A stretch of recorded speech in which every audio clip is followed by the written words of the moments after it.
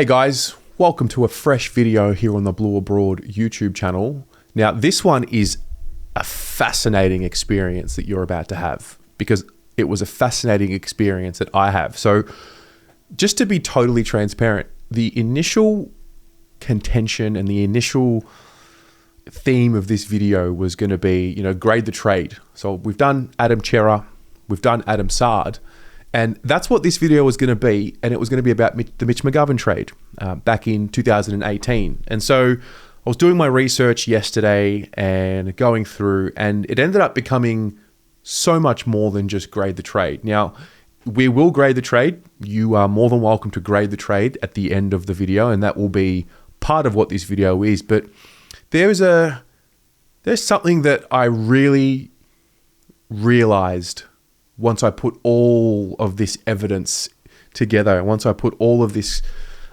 information in front of you and in front of me. And I will, at the end of this video, take you through exactly my thought process, and maybe it'll prompt you to have some similar thoughts that I had. And I think this is going to be a bit more of a discussion than just around the trade. So let's set the scene. What you're about to see is the entire process of Mitch McGovern leaving the Crows, nominating Carlton, and then all the conversations and all the debates that were surrounding him throughout his time at the Carlton Football Club. So on the 3rd of September 2018, this was around about the time where Mitch McGovern had requested a trade from the Adelaide Crows. So thinking back, 2018, what's happening there? We know that the Crows sort of fell apart after the camp, and that would have been traumatic for most, if not all, involved. And, in 2024, we can now look back and safely say that that really was the undoing of the Adelaide Crows. So we get to the end of 2018, and Mitch McGovern has requested a trade from the Adelaide Crows, and Chris Judd at this point in time was working on the panel of Footy Classified. And so this is where the discussion and the link between McGovern and Carlton begins.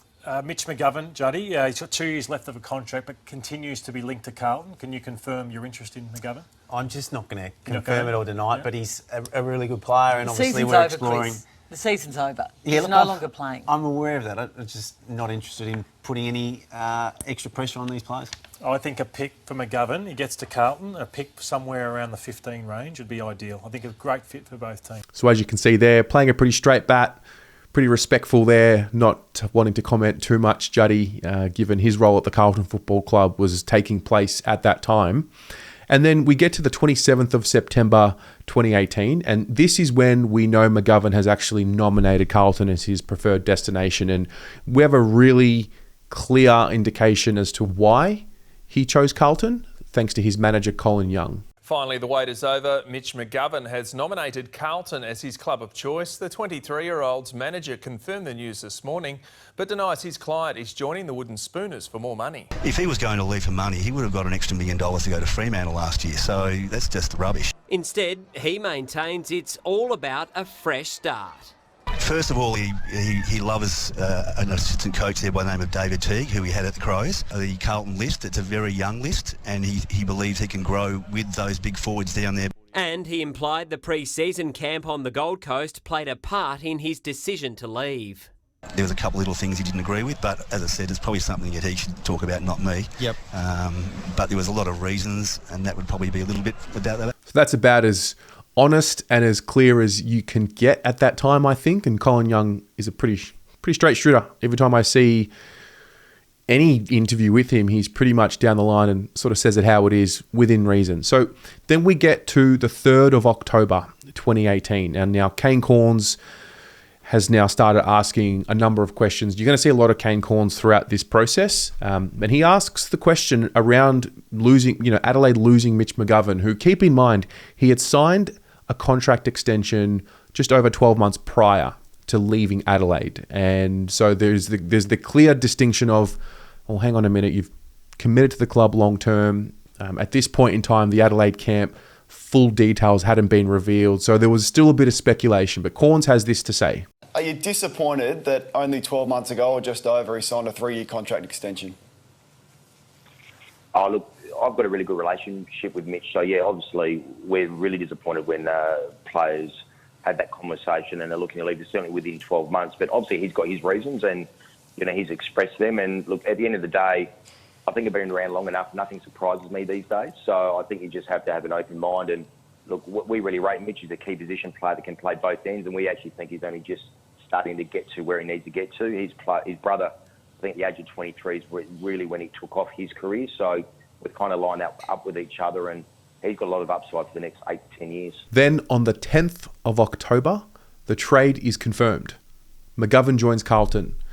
It's a bit of a broad deal, to be honest. So McGovern joined Carlton with a future third-round pick in exchange for pick 13, what would be Shane McAdam, and a future fifth-round pick. Sydney were involved. They received pick 26 and 28 from Carlton and 40 from Adelaide. It was just a big mess of a deal. And I think now looking at it, it kind of makes sense given it's awkward to leave a contract like that when you've only just signed the extension, just over 12 months prior. So that was the deal. It was what it was. I think Adelaide would have been disappointed to lose him. But, looking back now again, it makes a bit of sense what happened and why they lost everyone. And so that they're probably in just damage control at this stage and trying to get as much value as they can back. There was a bit of speculation as to whether or not they could find a pick that would allow them to land, Adelaide guys like Jack Lukosius or Isaac Rankine. And, now that we're filming this in 2024, we now know that they eventually get Isaac Rankine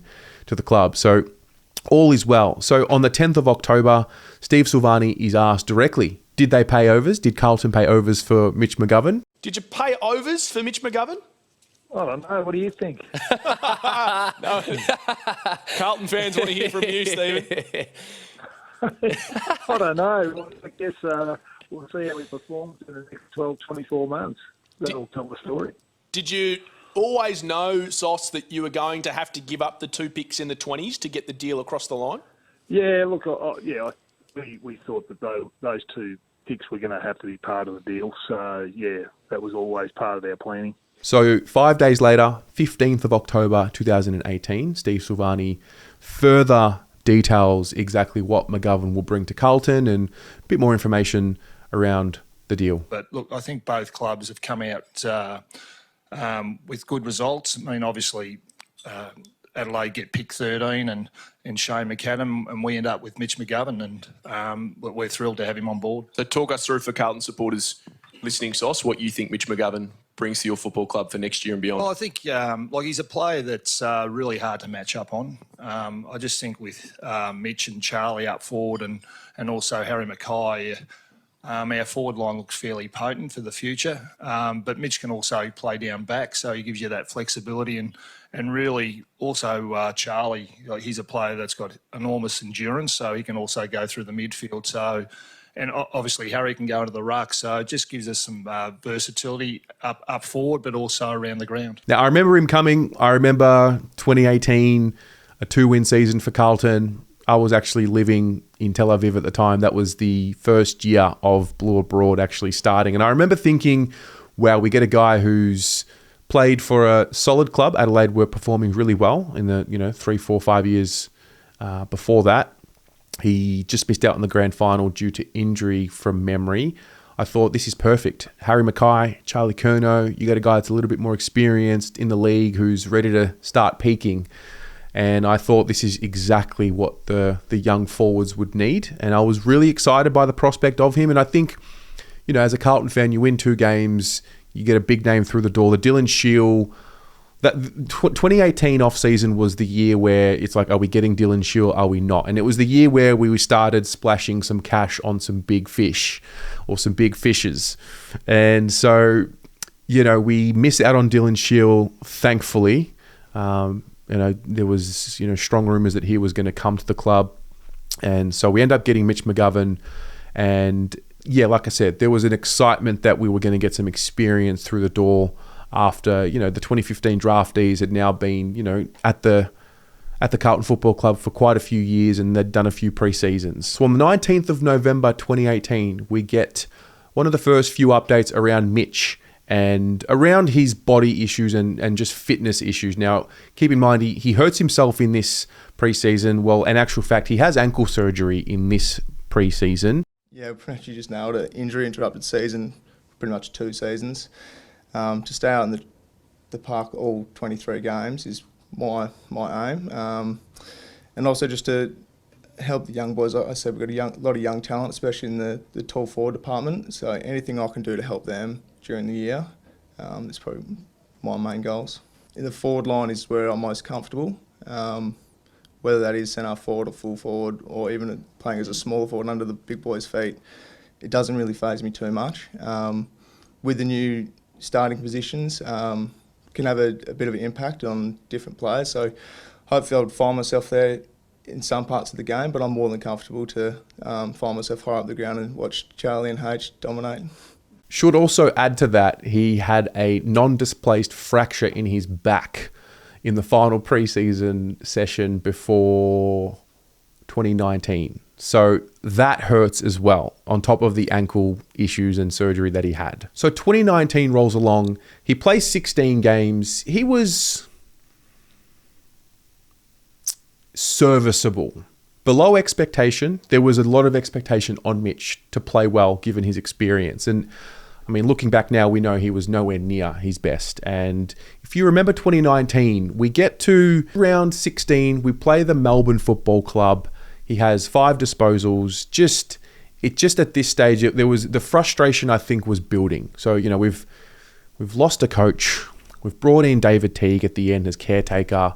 And round 16, he doesn't play well, and then he goes into the cage. If you remember, Andrew Russell puts him into the cage, and you know there was always references to his fitness. I mean, I still remember him coming to the club, and like the nickname that they gave him was Brackets, because the 11 was a little bit rounded. And I think that in itself, looking back, said a lot. So he goes into the cage. This is what David Teague had to say about it on the 21st of July, 2019. Mitch McGovern made news this week. Probably the big question for Carlton supporters and even people who follow footy pretty closely. Why now? We've got 5 rounds to go. Is he not fit enough? What is the reason behind him being out of the side? Yeah, well, Mitch wasn't up to execute his role because he wasn't getting the training in. He had a really interrupted pre-season, so he had double ankle operation, so he missed a lot of pre-season. When he got back, he broke his back. So going into round 1, he wasn't probably fit enough, but we asked him to play a role. We knew he was a great leader. And then throughout the year, he wasn't finishing a few games, and then he wasn't up to train, so his fitness just wasn't able to improve. And we were hoping that throughout the year he'd get better. It got to the stage where he knew he couldn't get his role done. So we had a good chat, honest chat, and the way he's approached it so far, I'm really excited. Next year, if he gets a full pre-season under his belt, the Carlton fans will be pretty excited to watch him play football. So he does his block. He does his fitness block. To more footy news, and almost a month after being dropped for fitness reasons, Carlton recruit Mitch McGovern is set to make his return from exile. Alicia Mewling is live tonight from Princes Park. Alicia, great to see him back, but he's been made to work for it. Yeah, that's right, Tony. By all accounts, Mitch McGovern has been put through a pretty brutal 4 weeks by Carlton high-performance manager Andrew Russell. The 24-year-old is looking a lot leaner, as you can see in some of these training shots at Princes Park this morning. 9 News spoke to McGovern when he was first dropped a month ago. He said he was determined to come back fitter than ever, and according to his teammates, that work has paid off. He's been getting smashed and he's putting in a lot of hard work, Gov, so I'm really proud of him. He's out there with a real focus to build his fitness and strength. And plays his next game against the Richmond Football Club. This was a loss. And on the 13th of August, Patrick Cripps gives his thoughts on what exactly went down. A real example of that is the Mitch McGovern situation, who, you know, publicly had to cop what came his way in terms of his conditioning. I mean, did you play a role in that? There's definitely a fair bit of dialogue between a lot of us in the leadership sort of group and high performance guy, Andrew Russell, Teague. So there was sort of like a group decision, but we're a club that holds people to pretty high standards, and we just thought the best thing for Mitch was to go and do a conditioning block, and I think it showed on the weekend. He's come back in really good nick, and in the wet, I thought he played his role really well for the team on the weekend. So his first season, 16 games, not at his fittest, just wasn't able to get on top of his body, and it was, I think, overall disappointing because, you know, there was expectation and there's a salary and all sorts of things. So we get to 2020. He plays a total of 12 games. We see him all the way from the start of the season until North Melbourne, hurts himself there. And then we see him come back from rounds 15, 16, 17, and then 18. And this is 2020. And it was around about this point that the discussion around him moving to defence kind of begins. So on the 7th of July 2020, Jordan Lewis has an input into this conversation. Yeah, I certainly would. I think he's got a good handle on reading the play. He's certainly got good athletic ability. I would certainly look at him going back. He just reminds me of who am I thinking of? Liam Jones. Now, I understand they're in the same side, but Liam Jones couldn't get a kick forward. Now, they move him back because you could read the play. He's athletically gifted, and he's actually found a really good position. So I could see those two players really working with each other in their defensive half. And so, as I said, he comes back in the latter part of the season. We actually see him play in defence. I've looked at it, and I thought the first time that we saw him play properly in defence was the last game of the year. It was against the Brisbane Lions. Simo's final game, which was a disappointing loss, but this is what we saw from him in defence. So his first two seasons, we've got 16 games, 12 games. Disappointing. Disappointing because we want and we need to see more, and we've had 2 years in a row of disappointment. We get to the 12th of September 2020, and John Barker had the following to say about Mitch. John, there is a notable talent with Mitch McGovern, but is he easy or difficult to coach? Now, look, unfortunately for Mitch, the last couple of years since coming across, he's had some significant injury concerns that haven't allowed him to be as well conditioned as he'd like, and often that means he's played underdone. And to his credit, he's still got out there and played his role and fulfilled what we've asked him to do. But I think externally, some people haven't been able to see and don't quite understand that. But I feel like he's got a really big future with the Carlton Football Club, no doubt. And then we get to trade period. And at this point in time, Steve Silvani is doing trade radio and he's talking a little bit more. And this is what he had to say on the 21st of October, 2020, around what's happened with Mitch McGovern, who he's blaming. And keep in mind at this point, Sauce is not happy with Carlton. So he's very ready, willing and able to be forthright around the Carlton Football Club. The recruitment of Mitch McGovern, how do you reflect on that now? Was that a good decision or a poor decision? Right as it stands at the minute, and Mitch is a great guy, and I think he's got a lot of talent. I think Mitch was a better player at Adelaide than he was here, than he has been at Carlton. And that's through, I guess, a bit of his own fault in terms of the way he prepares and gets up for training each week. But I just feel as though that the club hasn't done him any favours because they've played him when he's been unfit and out of form. Did you want him? You wanted him desperately at the time? Yeah, well, we needed to get a player through the club as well. And I see him, he's got some X factor. And particularly with probably the key forwards we've got there, he'd be something from left field that would be really hard to match up on, particularly with Charlie and also Harry up forward. I thought Mitch would be the one that could get out on the loop a little bit. But having said that, he's probably hasn't delivered. He needs to get moving a bit because he has got talent. But for what what we got him in the club for, and I guess what he's getting paid, he needs to get moving. Has he got an attitude? Like, has he got a problem with his professionalism? Do you think? No, I don't think so. I just think that he's been given a bit of a free ride at the minute. And if you have a look at his form this year, and this is just my opinion. Yes. I think he's been very, very lucky to play a lot of football this year. So 2021 comes around. He doesn't start the season. He has an interrupted preseason. His first game is against Port Adelaide in round 5 in 2021.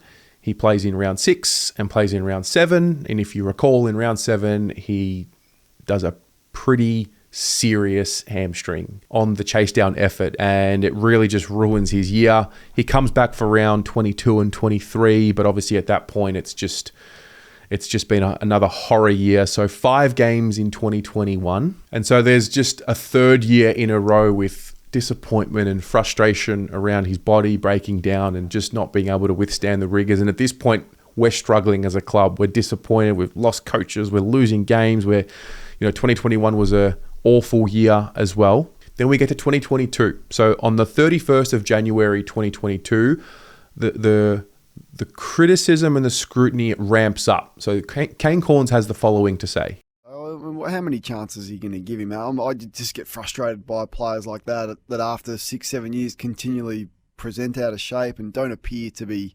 trying to maximise what they've been given. Now, it may be a huge wake-up call for him, and I hope it is.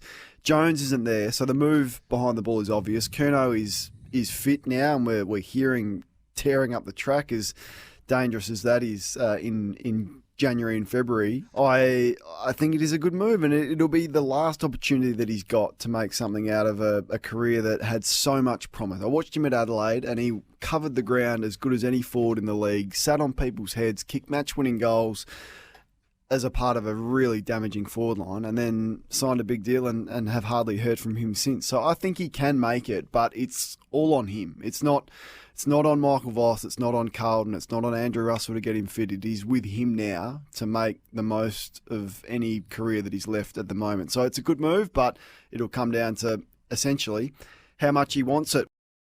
Now, at this point in time, the switch to defence is a lot more on the cards than what it had ever been. In actual fact, 2022 is the year where we start to see it. So on the 12th of February, 2022, Brad Lloyd has the following to say about it. A player who's been a topic of discussion a fair bit throughout his Carlton career, Mitch McGovern. I believe he's been redeployed down back, or at least part-time down back. Is that still the case? Is still the plan for Mitch to sort of be that, third tall intercepting defender, a little bit like his brother?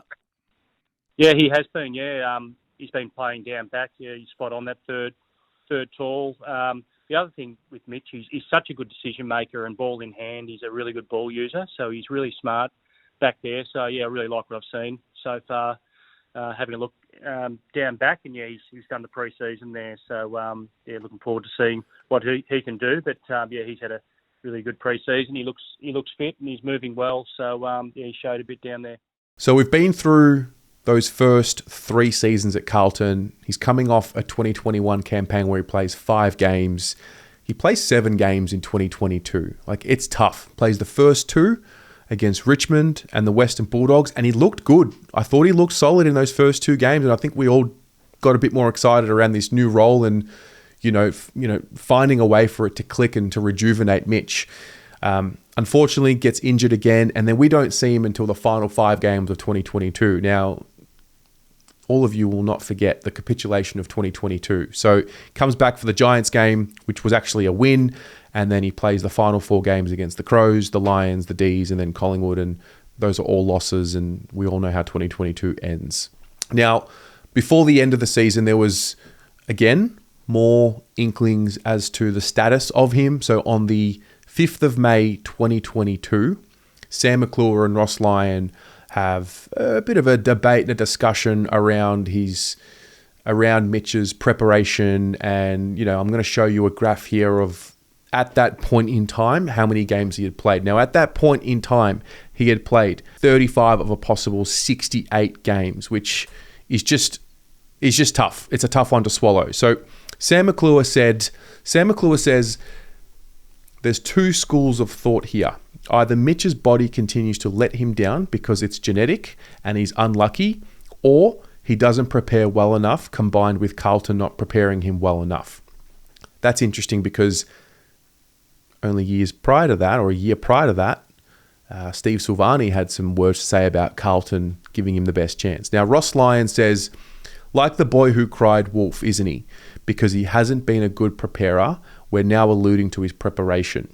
He had a great summer playing great footy. It sounds like a tendon injury. To lose him in rehab's an absolute disaster. That's a serious conversation. He goes on to say, they've rolled the dice. The injury hasn't stood up, so maybe the initial conversation was the wrong one. All I know from my experience is you don't want to lose them in rehab.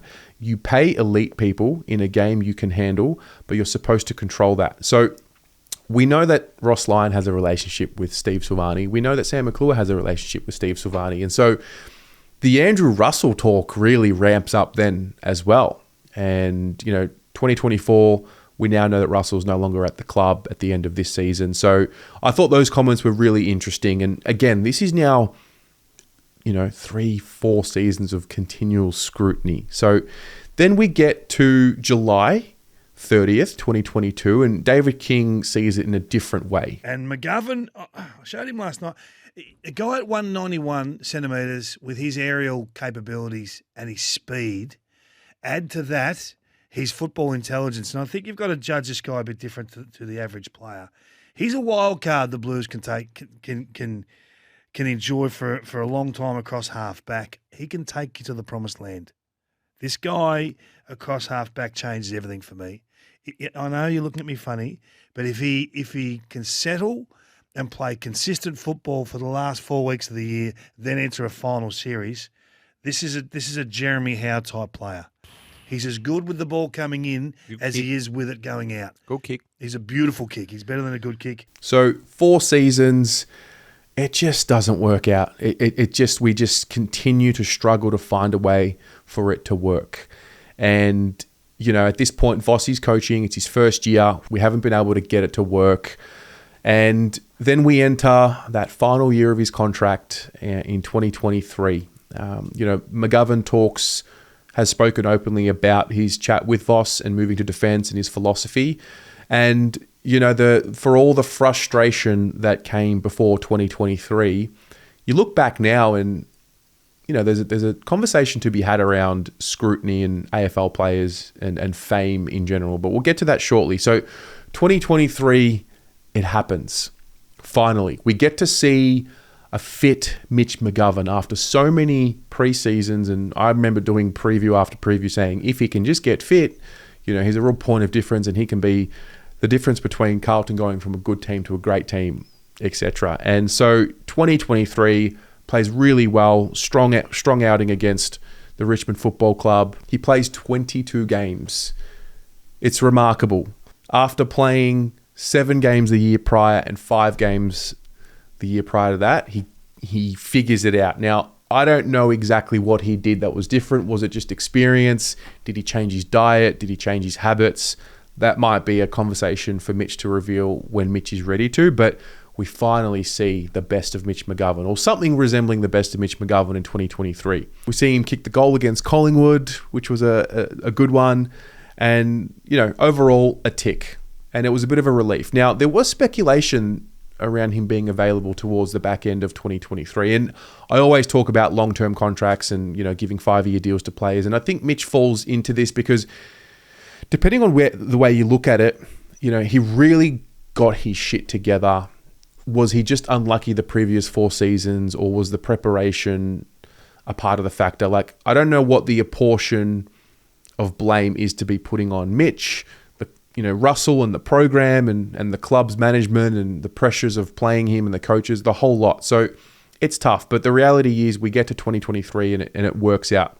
And he signs his next contract for Carlton, which I would only assume would be worth a lot less or significantly less than his initial one at the club. So if you want to grade the trade, you can stop here and you can say it didn't work out performance-wise. And it didn't, and that's okay. 2024, he plays 18 games. Now, before that, we have a conversation with Kane Corns and Phil Davis around Mitch McGovern finally being fit and what it looks like. I did note that he said McGovern is in the best form that he's been in his career, or fitness and form. Why is it taking him until the age of 29 and in his 9th pre-season to finally get super fit? Frustrates me, Phil. Yes. Yeah, I think there's 3 points to this one for me. Just the first one, I think McGovern's incredibly laconic with how he moves, which is never a good thing because you either make the game look really easy or you're not trying. So we'll just put that one to the side. The second one, he's been marred by injuries, And so I think if durability is by far one of the best strengths you can have. And speaking from a bloke that just did not have it, I would have loved some more durability, because the more you train, the more you then can train. I know that doesn't sound like makes sense, but the more you train, the fitter you get, the more durable you get, the less training you miss. So it's like this beautiful cycle that keeps going, while the inverse is true too. But then third, he's 29. The scariest age for any football is 30. As soon as you see 30, one, if you get to 30, you've done well because you've bucked a lot of trends. But two, you think to yourself, I'm supposed to be slowing down soon. My best years are here. And, it's sad because, I've met a lot of players that go, they're 26, 27, 28. Oh, I wish I know now what I did at 21, 22. And you know that there have been senior players and others and coaches and staff trying to tell them. That information's been there the whole time. But unfortunately, some people just click at different weights, and, it's hard to say. But, I think what we see with Mitch particularly is if he's fit and could play more, I think we see a player that really suits that sort of third, fourth back role. Frustration, because even when he was at Adelaide, the talent, the speed, the explosiveness, sit on heads was as exciting as any prospect coming through. Now he's played some good footy, don't get me wrong, but that's even more frustrating for me. I just don't think he's prepared himself well enough to elite athlete standards, which has hurt him. And now he's going, okay, I better make the most of this. There's a premiership to win and I've got to extend my career. I'm going to get fit. If that is what has happened, I'd be incredibly frustrated. So we get 18 games in 2024. I thought he was solid in 2024. I thought there were certain games where he played at a super high level. Still think 2023 was the best year that we saw of him, but it wasn't that different. So the last two seasons have been a tick. And I think what happened to me after going through all of this footage was just this realization of like, wow. So 22, 23-year-old comes to Carlton from Adelaide after a pretty traumatic experience, with the Adelaide camp. And I can only assume that would have had something to do with why he wanted a fresh start, given he had only signed a contract extension with them not that long before he left Adelaide. So there's that.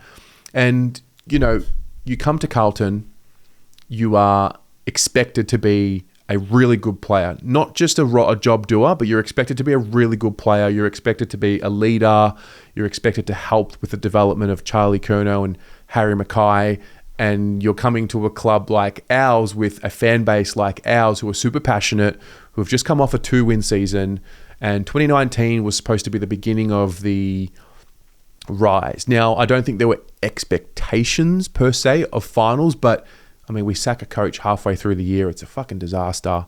And so he's coming into this Carlton ecosystem.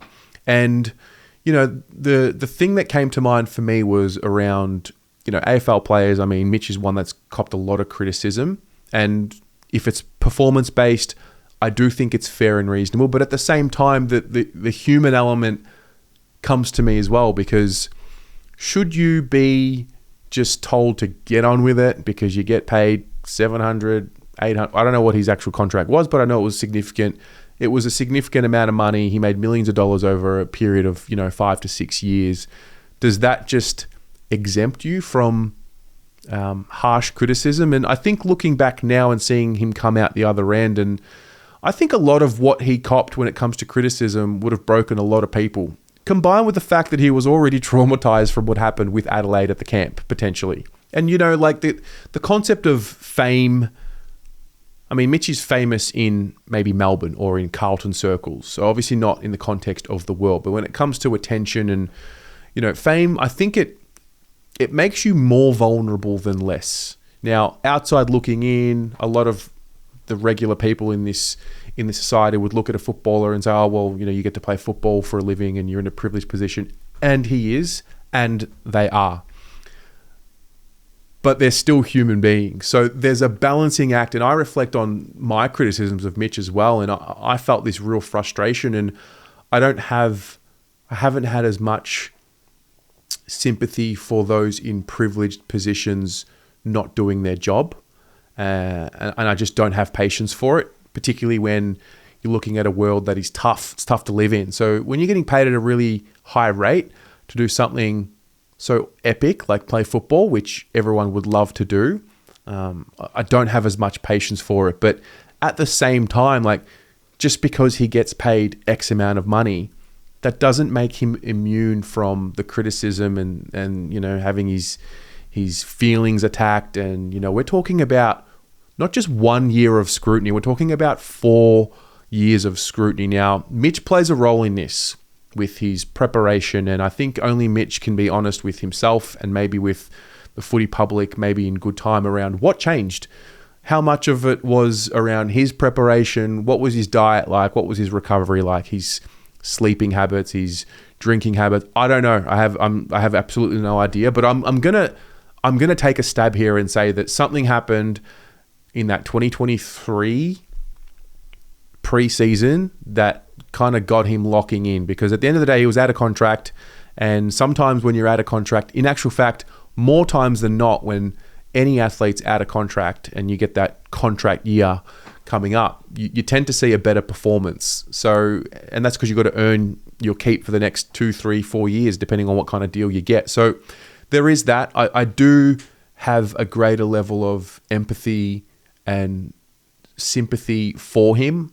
It's definitely something that in doing this video, it came to me a little bit more, and I'm actually interested to hear your thoughts around that and just scrutiny of highly paid AFL footballers, because they're highly paid in the context of Australia, but in the reality, compared to the rest of the world, and given what they put their bodies through, they're not highly paid athletes when you compare it. So there's that.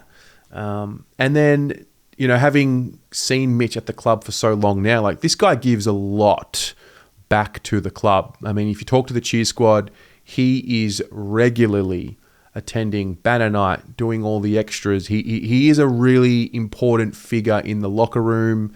He is a really important contributor to the Carlton people.